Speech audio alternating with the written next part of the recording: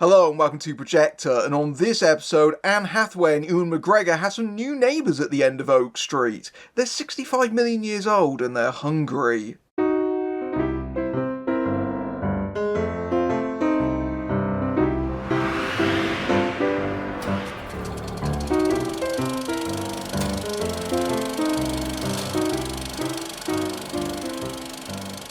Set in 1982, the Platt family, Anne Hathaway's Denise, Ewan McGregor's Greg, and their kids Audrey and Brian, played by Maisie Stella and Christian Convery, are living a perfectly normal suburban life. Until one night, when a mysterious phenomenon transports the entire neighbourhood 65 million years into the past, and now the whole community is getting attacked by dinosaurs and other creatures. The Platts resolve to survive and hope to find a way back to the future. It's been a while since we heard from David Robert Mitchell, who made a big splash back in 2014 with his second film, the surreal and deeply unsettling horror flick It Follows, which was one of the best films that year. He followed it up with the neo-noir Under the Silver Lake, which ended up being highly divisive to say the least.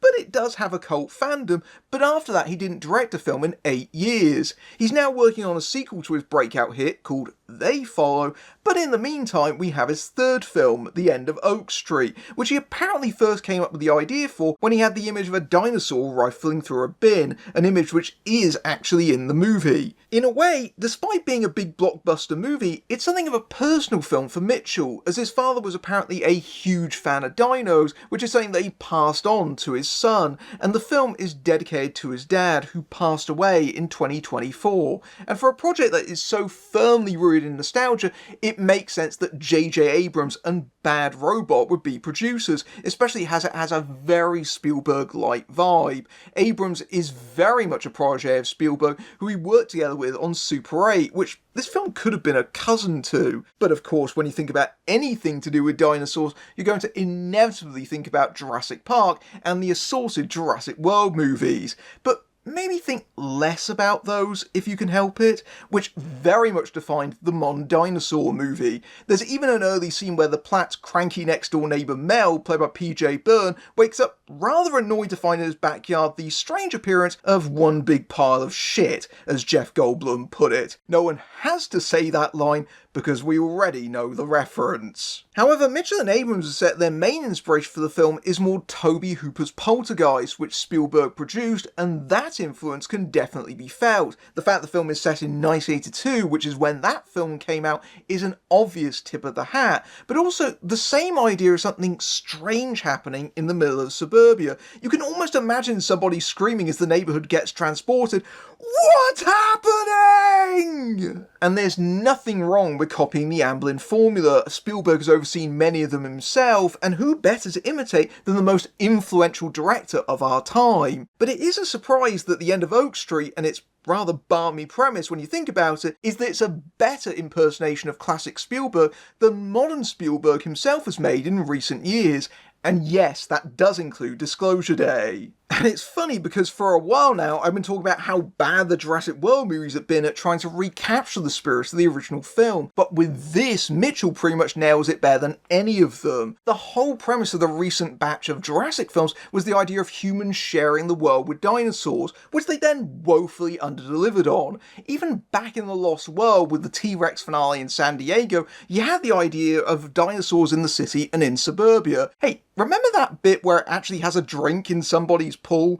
And it comes across more as goofy in those films. And while Oak Street has a certain level of Spielbergian whimsy and fantasy, especially because Michael Giacchino's score is heavy on the John Williams stylings, there's a bit of an edge to it. Jurassic Park was a brutal movie in some places, and it was Spielberg doing with dinosaurs what he did with sharks in Jaws, where people get their legs bitten off and kids get eaten. And Oak Street has that same kind of nastiness to it at points when it comes to the dinosaur attacks, with lots of shots of bodies lying the street as the human population dwindles. The later Jurassic movies don't feel like anyone is in danger a lot of the time, nor do they give you characters you actually care about if they survive. And for movies that are supposed to be roller coaster rides, you need that tension and suspense. Oak Street gets it. It's lean and mean in a 99-minute running time, and it delivers the adrenaline because you get enough to care about the characters. It takes a little bit of time to get going too, and builds a sense of mystery and intrigue. You get these hints that something strange is going on underneath the conformity of suburbia that no one is really paying attention to. A strange tropical plant popping up there, some dino poop there, and some flashing lights in the middle of the night. Even when the big move happens, there's still a bit of time before the carnage begins, because everyone keeps thinking things are normal at first. Oh, the power's out. Was probably the storm last night. Oh, the war's out too. Oh well, gotta use up the milk in the fridge. The realisation of just how extraordinary things are creeps up on them slowly, like in a Twilight Zone story, or a velociraptor. And given this is produced by J.J. Abrams, who is the absolute king of mystery boxes, you keep expecting a moment where they explain how or why exactly this all happened. I'm sure there's a few people out there wondering how this all ties into Cloverfield.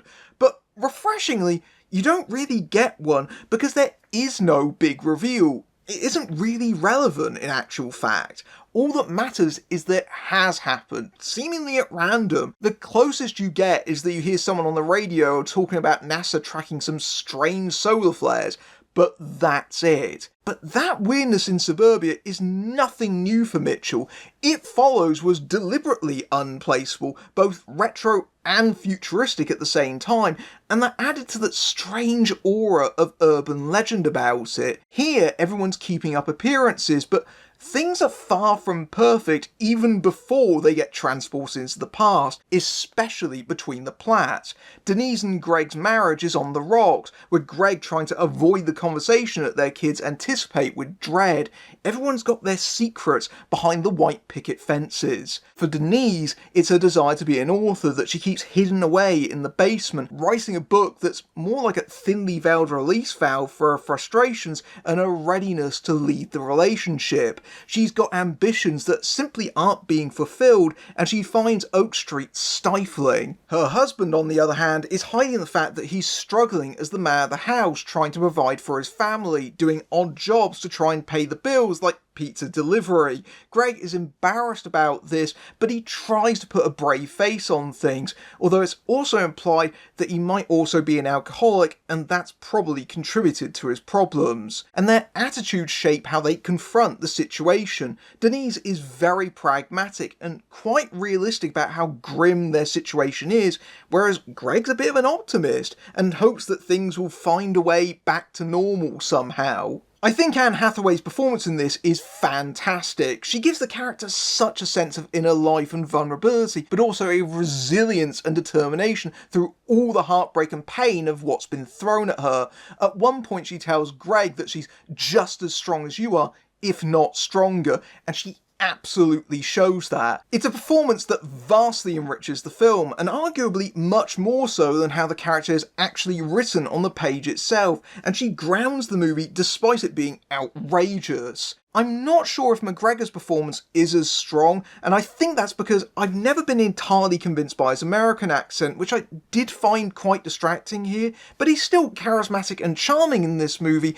It's just that Anne Hathaway's work is on a different level, and elevates the film into something surprisingly poignant. With that being said, characterisation is an issue here, with the two kids being somewhat underdeveloped. Christian Convery's Brian spends most of the film chasing his wayward dog Starbuck, but especially Audrey, who spends most of the film just chasing after him. There's also this weird subplot involving a bully that wants to fight Brian, which kind of comes back into the movie, and you just wonder why, because there are literally dinosaurs running around. Why are we having a fight in the middle of someone's garden? Admittedly, that's still more than a lot of the neighbours get, who have an introduction and then reappear briefly to get immediately chomped into dino fast food, because it's mostly about the family unit at its heart. But once the carnage begins, boy do you notice how well shot Oak Street is. A lot of these kinds of big budget movies have plenty of mechanical close-ups and fast air, but Mitchell wisely copies Spielberg by often staging the action in continuous shots, sometimes moving from character to character. That allows a great sense of spatial geography, particularly in the chase sequences, but I was also struck by just how beautiful the film looks. I am a sucker for split diopter shots, and Mitchell uses them very effectively at several points. The one where they try to drive away and reach the end of the street and the end of what's left of civilization, and the camera pulls back to reveal the edge, sliced like a piece of cake. It's such a striking visual, it's very cool. And I think that's why this is so appealing, seeing suburbia turned on its head and the safety of domesticity turned into a constant threat. There's a different kind of gilded cage from what it was before. And seeing that in a place where neither the humans or dinosaurs now fully belong, both of them are out of time. I do think there's a bit of a theme about nature encroaching and reclaiming man-made things playing out in the background, and on some level it's an allegory for climate change, as the characters have to deal with sudden humid conditions and the looming destruction of a wildfire. Or maybe that's a very easy connection for me to make after the heatwave conditions we've had in the UK. It probably shouldn't come as a surprise, given this is from the director of It Follows, a masterclass of "it's right behind you" moments, but Mitchell delivers a lot of sequences of real suspense with the dinos, who are obviously much more feathered than their Jurassic counterparts because of what we've discovered since that movie came out. One particularly impressive sequence isn't even one with a dinosaur. It's a moment where an absolutely enormous snake slowly slithers its way into the house, oblivious to everyone else in it, and sneaking up into knees quietly. That sequence really made the hairs on the back of my neck stand up, and it's genuinely a tense moment. Mitchell also directs the film with a bit of a slyly twisted sense of humour, enough to give some respite from the quite dark tone at points. There's what can only be described as one hell of a Kodak moment that we definitely haven't seen in a Jurassic Park movie, and it had my audience in absolute hysterics, and goes to show how effective this is as a big audience crowd pleaser. And like Spielberg, underneath the viciousness at points, there's something a bit sentimental about it too, which becomes apparent at the film's ending, which I did think was slightly underwhelming. It rather boldly decides to end on a big emotional moment rather than a big action beat, but the conclusion comes across as a bit of a deus ex machina and overly neat. I think the emotional catharsis works, and it's an understandable choice when you consider Mitchell's personal attachment to the material, but it does retroactively make a lot of what came before feel minor.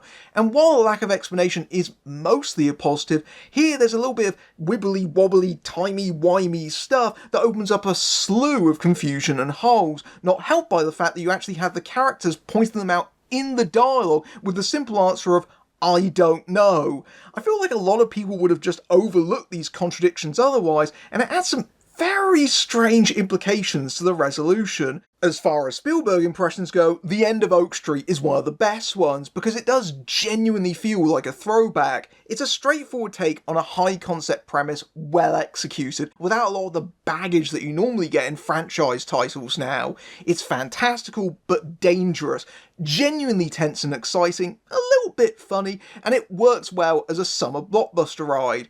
But it also means that it's lacking a bit of depth, especially in terms of characterization, so there is something a little bit hollow about it.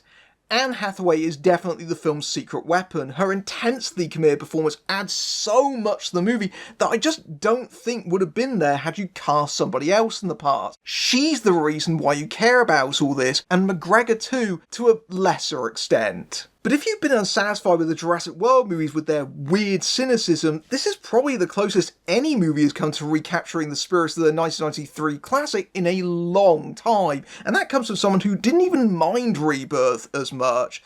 This is a fun time at the movies, if maybe slightly forgettable, and doesn't quite stick the landing at the finish, but it's well worth taking a trip around the block for a bite. If you like this review and you want to support my work, you can give me a tip on my Ko-fi page, or my YouTube Super Thanks feature, which is right below the video, or you can keep my channel away from extinction on my Patreon, where you can see my videos early among other perks, including access to my Discord server, and you can also join YouTube memberships for similar perks, or you can just simply like, hype and subscribe. It all does help. Until next time, I'm Matthew Burke, fading out.